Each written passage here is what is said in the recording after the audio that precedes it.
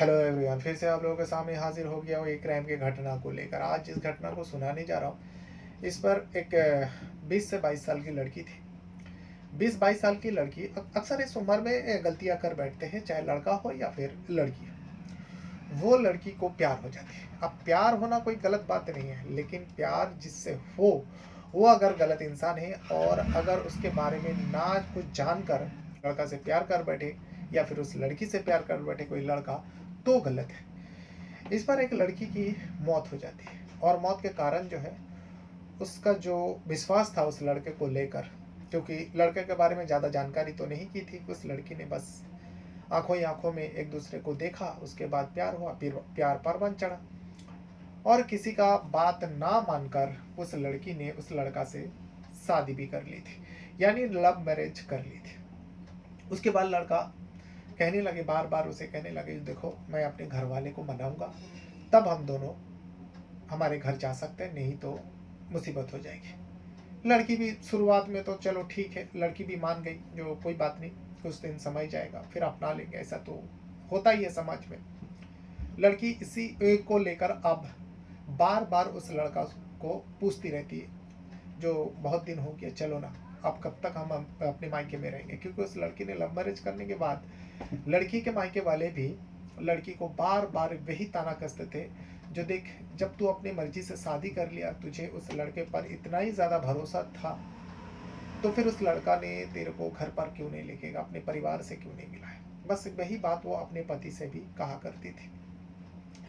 अब ये पति को लगने लगा, अरे ये तो गले का हड्डी बन चुकी है, ये एक ही बात इसे मैं बार बार समझा रहा हूँ फिर भी नहीं समझ रहे।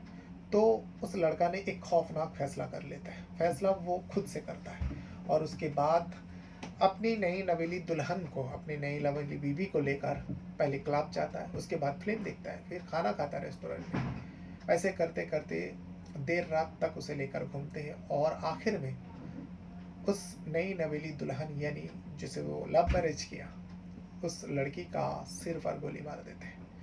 गोली मारने के बाद उस लड़की का बॉडी को जंगल में फेंक कर वो अपना घर चला जाता है, जैसा कुछ हुआ ही ना। उसके बाद लड़की एकदम से गायब हो जाती है। अब लड़की के मायके वाले को थोड़ा डाउट हुआ, लड़की क्यों नहीं मिल रहा है, फ़ोन क्यों नहीं उठा रहा है, फ़ोन घंटी तो जा रहा है लेकिन लड़की का फ़ोन नहीं उठा रहा है। इस वजह से नज़दीकी पुलिस थाने में लड़की के परिवार जाते हैं और जाने के बाद पूरी बात बताता है और शक के बिना पर वो जो पति था, पति का नाम लिखाते। पति से पुलिस पूछताछ करती है, लेकिन हर मुजरिम के जैसा ये पति भी जो है पुलिस को बरगलाने की कोशिश किया, लेकिन पुलिस के पास थोड़ा बहुत सबूत थी, क्योंकि उस लड़की का लोकेशन चेक किया था, कॉल डिटेल देखा था। और जब इस पति का भी कॉल डिटेल चेक करता है, लोकेशन चेक करता है, आखिरकार वो पूरा सच्चाई बताते और बॉडी तक, क्योंकि उस लड़की को मार चुके थे, उस बॉडी तक पुलिस वाले को लेकर जाता और उसके बाद सनसनीखेज खुलासा होती है। तो घटना है, सबसे पहले शुरुआत तो देखिए पिछले बुधवार को हुई थी, यानी 3 दिन पहले की बात कर रहा हूँ। बुधवार को एक लड़की अपने घर से लापता हो जाती है।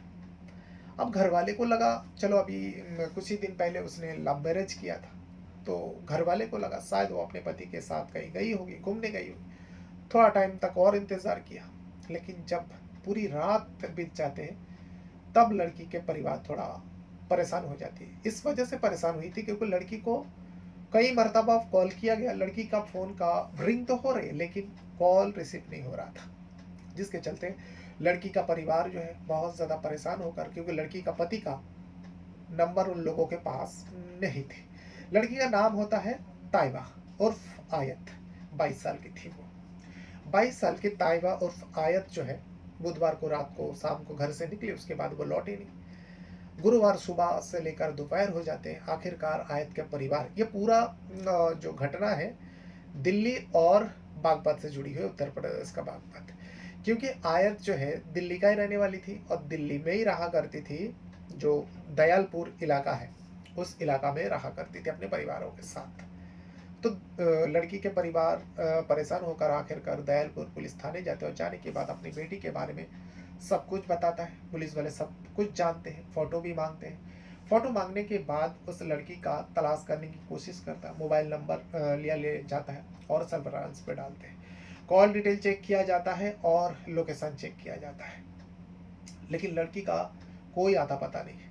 लड़की के परिवार को और ज़्यादा बेचैनी हुई, परेशानी हुई, क्योंकि लड़की के बारे में, लड़की जो लव मैरिज किया था उस व्यक्ति का, उस लड़के का नाम बताता है जिसका नाम होता है फैसल चौधरी। फैसल चौधरी को दयालपुर पुलिस फ़ोन करते और करने के बाद बुलाते, क्योंकि उस लड़की का मोबाइल का कॉल डिटेल से फैसल का नंबर सामने आता और पुलिस वाले को लग गया जो इस फैसल का नहीं कुछ किया धारा होगा।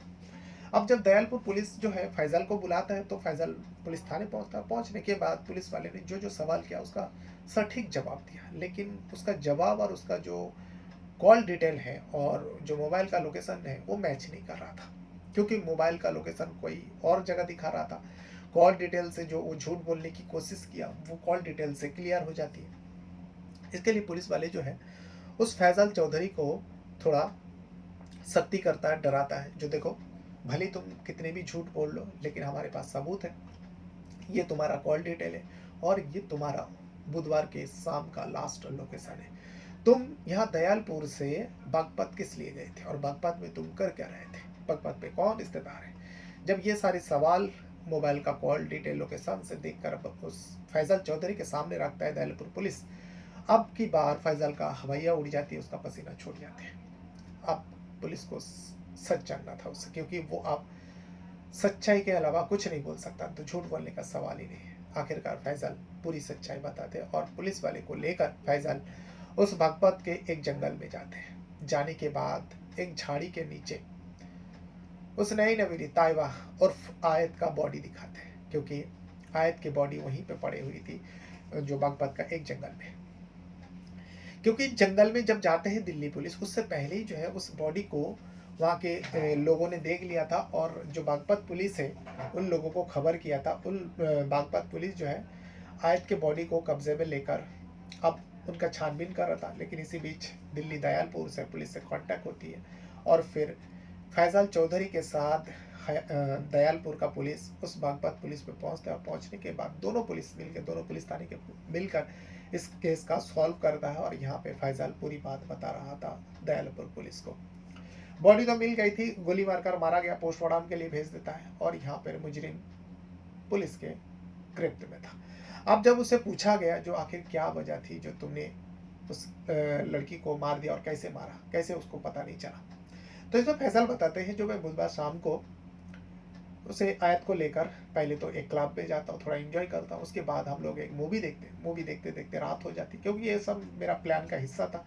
जब रात हो जाते फिर हम लोग एक रेस्टोरेंट में जाते, खाना खाते और खाना खाने के बाद फिर से मैं आयत को बोलता हूँ जो एक काम करके थोड़ा और टहल लेते हैं। मेरे पास 4 व्हीलर गाड़ी थी और मैं उसे 4 व्हीलर में बिठाता हूँ, लेकिन बार बार आयत वो कह रही थी जो मुझे घर छोड़ दो, बहुत ज़्यादा लेट होगा, घर से बार बार फ़ोन आ रहा है, क्योंकि फ़ोन रिसीव करने पर मना किया था फैजल चौधरी ने, तो वो फ़ोन रिसीव नहीं कर रही थी और फैजल जो है उसे बहाने से बागपत ले गया। जैसे ही सुनसान जगह देखता है, रात हो जाती है, सुनसान जगह देखता है, इतने में जो आयत है वो कुछ समझ पाती, फैजल जो छुपा कर पिस्टल लेके गए थे उसे निकालते और उसके सिर पर, अपनी पत्नी का सिर पर रख कर गोली चला देते हैं। गोली चलाने के बाद उस बॉडी को लेकर बागपत के एक जंगल में फेंक देते और फेंक के वो अपने आराम से घर चले आते।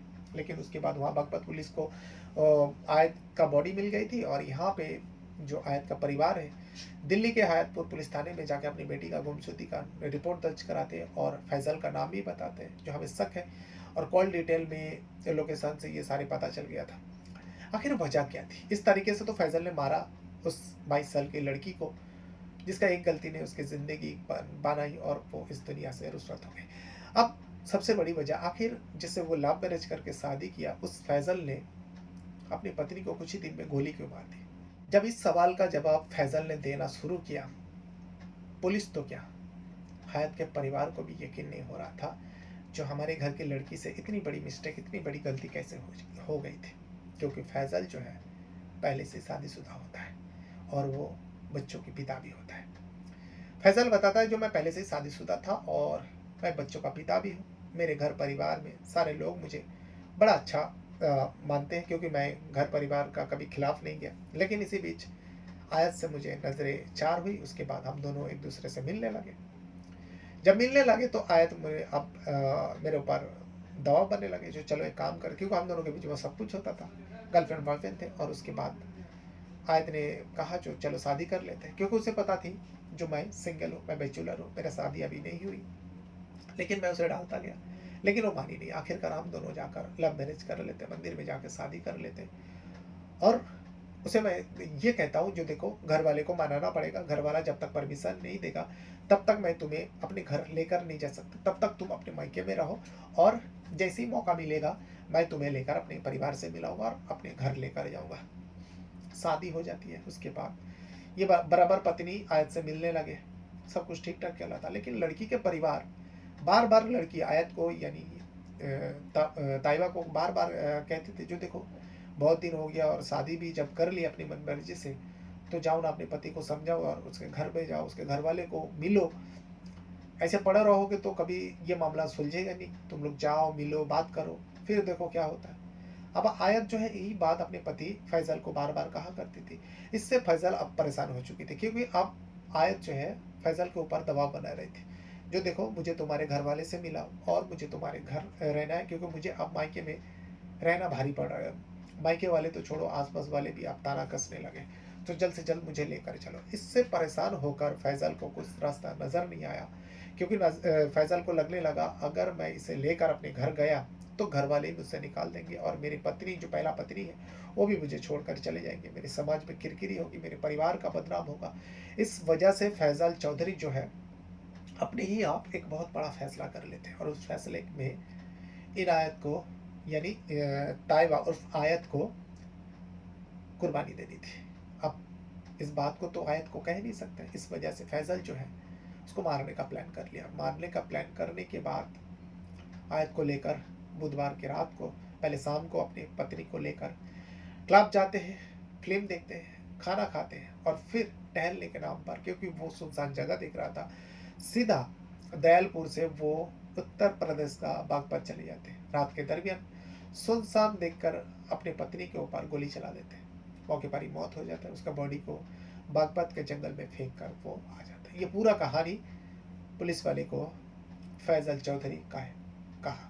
तो इस घटना से इतना तो पता चला है, जो कोई भी लड़की किसी लड़का से अगर प्यार कर बैठती, कम से कम उसे इतना तो जानना चाहिए, जो वो लड़का जिसे वो चाहने लगी, जिसे वो प्यार करे, जिसके साथ वो सपना देख रही जिंदगी बिताने का, क्या वो लड़का, उसका बैकग्राउंड क्या है, वो शादीशुदा है, क्या बैचलर है, ये सब जानना जरूरी है। अगर आयत जान जाती तो शायद आयत आज दुनिया में हम लोगों के बीच में जिंदा होती।